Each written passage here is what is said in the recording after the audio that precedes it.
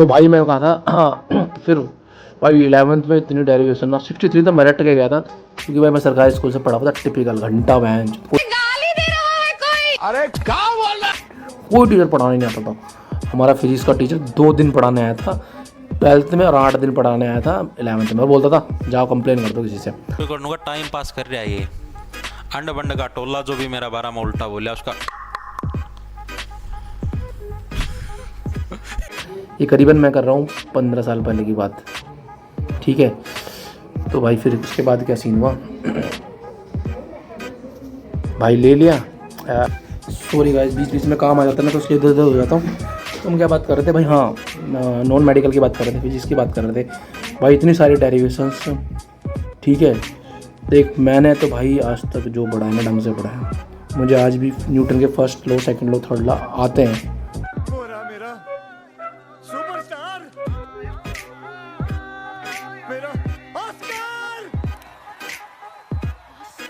पता है मुझे, क्योंकि मेरा स्टार्टिंग से ही ध्यान रहा है कि आप ना चीज़ों को समझो, रट्टा मत मारो।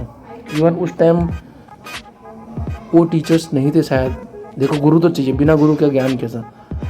तो मैं उस डेरिवेशन को समझ नहीं पाता था, बट कंसेप्ट समझ जाता था। पर डेरिवेशन रटता था। मुझे किसी ने बताया था कि डेरिवेशन भी समझ के की जाती है, तो भाई मैं रटता रह गया। और 90% लोग शायद रटते ही होंगे डेरिवेशन भी, है ना। कि अगर ग्रेविटेशनल फोर्स आई है तो कैसे आई, G 9.8 आया तो कैसे आया, डराइव करना है इसकी वेलोसिटी। तो अच्छा खासा मुझे फिजिक्स के बारे में नॉलेज थी।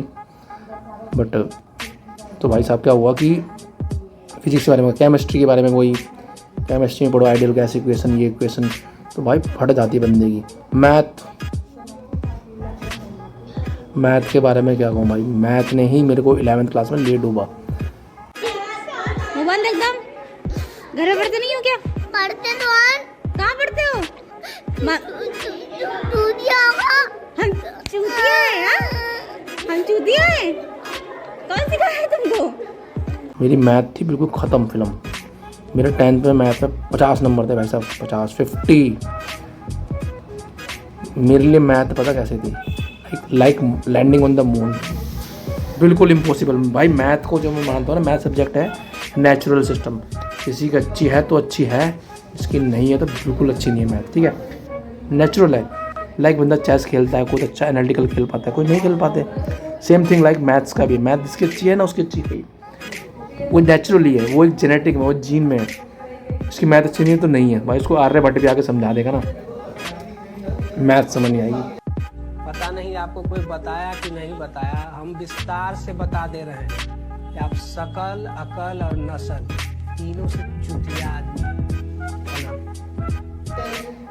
और सबसे बड़ा, चलो अभी मैं आगे बताऊंगा इसके बारे में भी। तो मैथ के बारे में, मैथ तो भाई मेरे बिल्कुल पल्ले नहीं थी। 10th में 50 नंबर थे, 11th में हो गया फेल। क्योंकि टीचर के साथ सीन क्या हुआ, टीचरों ने बोला भाई हमारे टू क्लास ट्यूशन पढ़ो, नहीं पढ़ोगे फेल कर देंगे। लिटरली बता रहा हूँ, मेरे को मैथ को छोड़ के बाकी मैं 100% गारंटी देता हूँ मैं फेल नहीं हो सकता। वाह क्या एक्टिंग कर रहा है, वाह क्या एक्टिंग कर। इन दोनों फिजिक्स में फेल कर दिया, केमिस्ट्री में फेल कर दिया, मैथ तीनों में फेल कर दिया। क्योंकि फिजिक्स की केमिस्ट्री एक ही टीचर पढ़ाते थे। उन्होंने कहा ट्यूशन पढ़ो मेरे पे 250 रुपये पर मंथ। मैं नहीं पढ़ पाया भाई, फेल कर दिया। कोई बात नहीं, दे दो, ठीक है। 1 साल ड्रॉप हुआ। इतना रोया ना मैं उससे यार, फेल होने के बाद।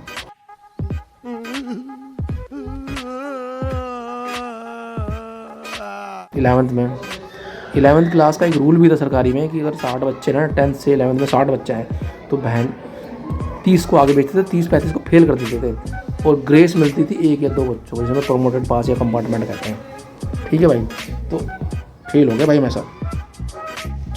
मैं 11th में फेल होते ही भाई सोचा घर कैसे जाऊँगा, मम्मी क्या बोले, ट्यूशन पढ़ा था। फेल होने की क्या फीलिंग होती है लाइफ में, उस दिन पता चला कि जब क्लास के सारे बच्चे आगे बढ़ जाएं और तुम वहीं रुके रह जाओ, सब अपना रिजल्ट पढ़ के नहीं मम्मी पापा निकल जाए, तुम वहीं रुके रह जाओ, वो फीलिंग बता नहीं सकता भाई।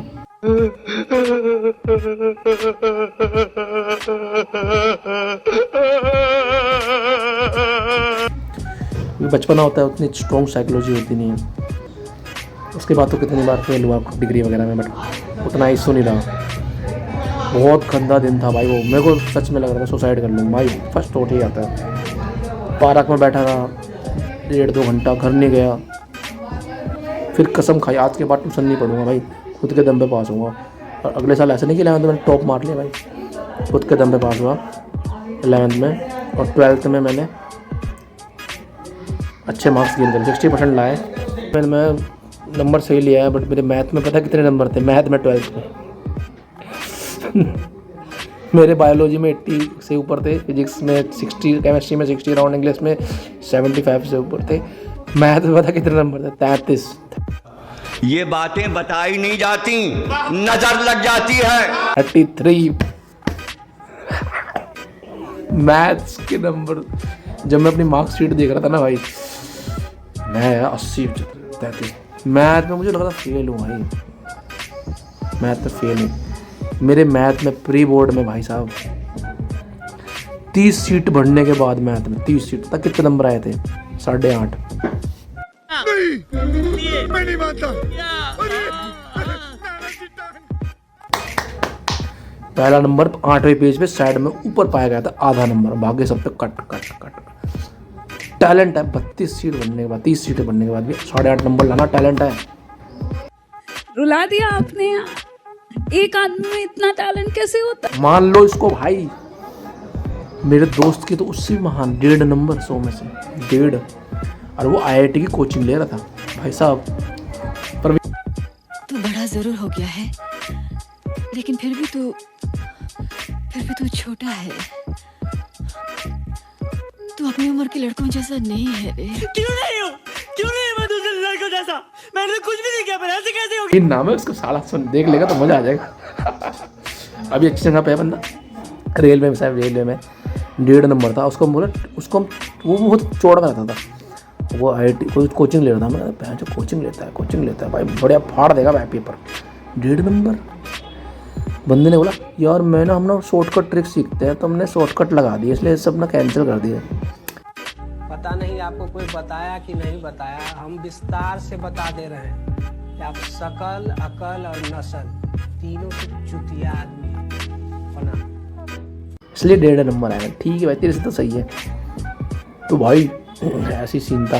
तो मेरे 8.5 नंबर वो एग्ज़ाम सीट मैंने संभाल के रखी है आज तक। वो मेरी ज़िंदगी का फलसफा था। ठीक है चलो, मैथ के नंबर 33। हाँ, मैं क्या बातें कर रहा था, मैं खुद की लाइन में घुस गया। चलो, मेरा तो जो हुआ। हाँ, जो नॉन मेडिकल बच्चे होते हैं वो भाई चोड़ में ले लेते हैं नॉन मेडिकल। हम तो भाई सारे इंजीनियर बनेंगे। NASA, ISRO, Bhabha atomic centre, और क्या क्या है भाई, वो टाटा का मेमोरियल, बड़े बड़े इंजीनियर, बड़े बड़े पुल, आईफल टावर बनाएंगे, रोबोटिक में छा जाएंगे भाई। आलिए बेटा भग मत जाइयो। ठीक है भाई, इंजीनियर के सपने देख देख के भाई बंदे घुस जाते हैं नॉन मेडिकल में। घंटा पढ़ने के बाद भाई उनके विरोध होके आगे देखो। DU में, दिल्ली यूनिवर्सिटी में तो मान लिया, दिल्ली के बच्चों के लिए तो भाई साइंस के लिए कुछ भी नहीं है। दिल्ली में साइंस स्टूडेंट के लिए कुछ भी नहीं है। टॉप बच्चों के लिए, मतलब बिल्कुल टॉपर हो, अंदर टॉपर हो तुम। तो IIT, NSIT जो भी है। DU में कुछ है नहीं साइंस वालों के लिए। वो बेचारे जूलॉजी पुलॉजी लेके घूमते रहेंगे, ट्यूशन पढ़ाते रहेंगे। BSc वालों का एक ही काम है, ट्यूशन पढ़ाना बस। BSc करके तुम बस ट्यूशन नहीं पढ़ा सकते हो। और काम ही नहीं है BSc का, क्योंकि जो मेरे को ट्यूशन पढ़ाते थे ना BSc थे, बिहार के थे। तो चलो छोड़ो, मैं इंजीनियरों की बात कर रहा था भाई। मैं टॉपिक से खिसक जाता हूँ, मेरी बातें ही खत्म नहीं होती भाई। इंजीनियर भाई चोड़ में जाता हूँ भाई, इंजीनियर बनेगा तेरा भाई ले। तो भाई जो पढ़े लिखे होते हैं वो तो निकल जाते हैं अच्छे IIT पार्टी थे, जिन्होंने बड़े ज़बरदस्त पढ़ाई की होती है। और जो बाकी रह जाते हैं हम जैसे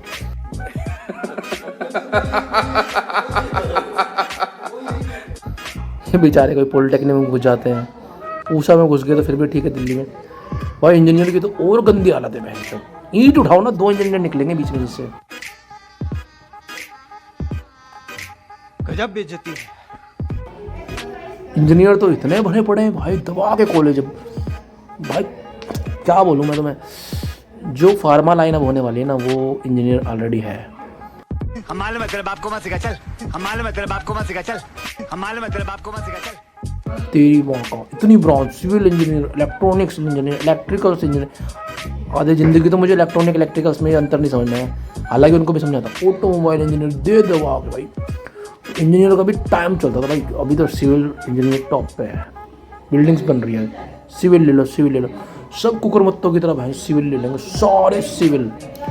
फिर भाई सिविल लाइन डाउन हो गई भाई, सबने सिविल ले लिया, घंटा नौकरी नहीं लग रही।